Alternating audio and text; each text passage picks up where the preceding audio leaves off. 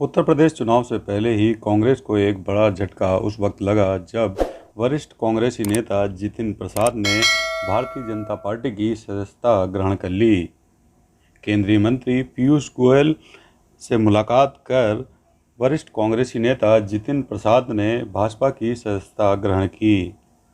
जानिए उनके विचार कि आखिरकार जितिन प्रसाद लंबे समय में कांग्रेस में रहने के बावजूद भाजपा में क्यों शामिल हुए। और ये मेरे राजनीतिक जीवन का एक नया अध्याय शुरू हो रहा है। जैसे कि आप जानते हैं, मेरा कांग्रेस पार्टी से 3 पीढ़ियों का साथ रहा है। तो ये महत्वपूर्ण निर्णय जो मैंने लिया है, बहुत विचार मंथन और सोच के बाद मैं इस फैसले पे पहुंचा हूं। और सवाल ये नहीं है आज कि मैं किस दल को छोड़ के आ रहा हूं, मगर सवाल ये है कि किस दल में जा रहा हूं और क्यों जा रहा हूं। ये मैंने पिछले कुछ वर्षों से 8-10 सालों से महसूस किया है अपने अनुभव में, राजनीतिक जीवन में, लोगों से मिलकर भ्रमण करके देश भर में, कि अगर आज कोई इस देश में असली माने में कोई राजनीतिक दल है जो संस्थागत इंस्टीट्यूशनल दल है, वो भारतीय जनता पार्टी है। बाकी दल तो व्यक्ति विशेष और क्षेत्र के हो गए, मगर राष्ट्रीय दल के नाम पे अगर आज भारत में कोई दल है तो भारतीय जनता पार्टी है। और जिस चुनौतियां और परिस्थितियों से हमारा देश और विदेश में भी, हमारी सीमाओं पे भी जो चुनौतियों का सामना कर रहा है, उसके लिए अगर आज इस देश हित में कोई दल और कोई नेता सबसे उपयुक्त और मजबूती के साथ खड़ा है देश हित में, तो भारतीय जनता पार्टी और प्रधानमंत्री नरेंद्र मोदी जी। ये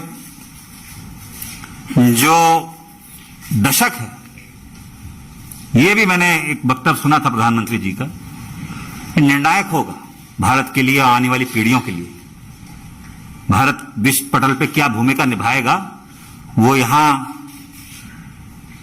सरकार तय करेगी और नेतृत्व तय करेगा।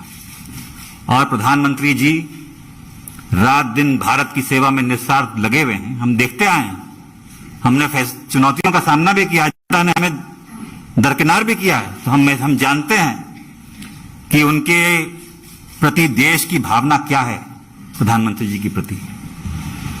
और वो जो नए भारत का निर्माण कर रहे हैं, उसमें मुझे भी एक सदस्यता जो आज मैंने ग्रहण की है भारतीय जनता पार्टी की, एक योगदान छोटा सा करने का भारत के प्रति, भारत की जनता की आने वाली पीढ़ियों के प्रति करने का अवसर मिलेगा। ये मैंने विचार करके इस निर्णय पे पहुंचा।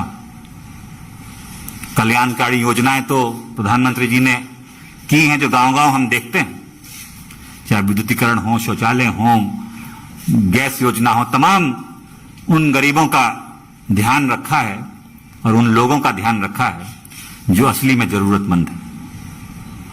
और दूसरा कारण यह भी है कि जिस दल में मैं था, मुझे ये महसूस होने लगा कि हम लोग राजनीति में हैं और राजनीतिक माध्यम, दल भी माध्यम। अगर आप अपने लोगों के हितों की रक्षा नहीं कर सकते, उनके लिए काम नहीं आ सकते, तो आपका राजनीति और दल से में रहने में क्या औचित्य। तो यही मेरे मन में, और चाहे वो देश हित हो, चाहे वो प्रदेश हो, चाहे वो जिला हो, अगर आप अपने लोगों के उपयोग नहीं आ सकते, उनके सहायता के लिए आप मौजूद नहीं हो सकते और आपके इस लायक नहीं हैं कि आप अपनी जनता के हितों की रक्षा कर पाएं, तो वो मुझे महसूस होने लगा कि वो कांग्रेस पार्टी में नहीं कर पा रहा। भारतीय जनता पार्टी वो माध्यम बनेगा, वो सशक्त संगठन, देशव्यापी इतना संगठन, इतना मजबूत नेतृत्व जो आज देश को जरूरत है।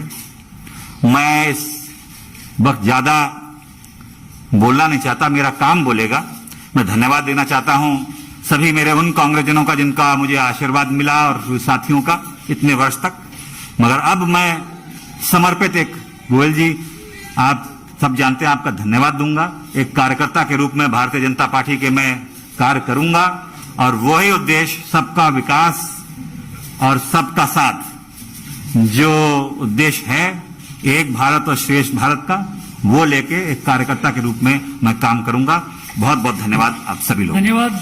दोस्तों, हमारे चैनल को अधिक से अधिक लाइक, सब्सक्राइब और शेयर करें।